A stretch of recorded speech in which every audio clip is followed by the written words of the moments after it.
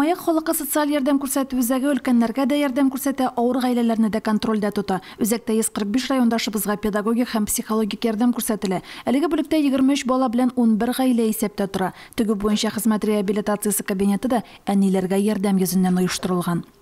Коронавирус инфекциясын таратмау максатыннан өлкәннәребез һәм гаиләләребез үз изоляцияга күчте. Аларның сәламәтлеген тәэмин итү максатыннан үзебезнең тегү эше кабинетында алар өчен һәм үзебезнең хезмәткәрләребез өчен маскалар тегүне оештырдык. Алар кирәк кешеләргә таратылды. Коронавируска бәйле урамга чыкканда битлекләр кияргә кушылса да, сатуда битлекләр юк. Мая хезмәткәрләре проблемага чишелеш тапкан. Әниләрне эшкә өйрәткәннәр, битлекләр белән мохтаҗларны сөендергәннәр. Семья дети кызлары безгә рәтләп кисеп биреп тордылар. Без маскаларны тегеп бардык. Токымаларны һәм җипләрне, керешләрне оешма сатып алды.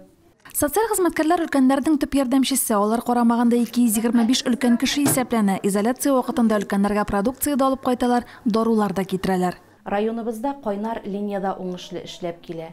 Бүген 10ннан артык кешегә ярдәм күрсәтелде. Кемнәргә азык-төлек, дару илтү кирәк, 24088 телефонына шалтыратыгыз. Алар ялларсыз 8дән 18гә кадәр эшли. Изоляция вакытында дарулар яки азык-төлек кирәк булганда, кайнар линия телефоннарына ялгыз яшәүче өлкәннәр дә, инвалидлар да мөрәҗәгать итә ала. Телефоннар 24088 24601. Римма Авзалова, Динар Нурдинов, Мөслим телевидениесе.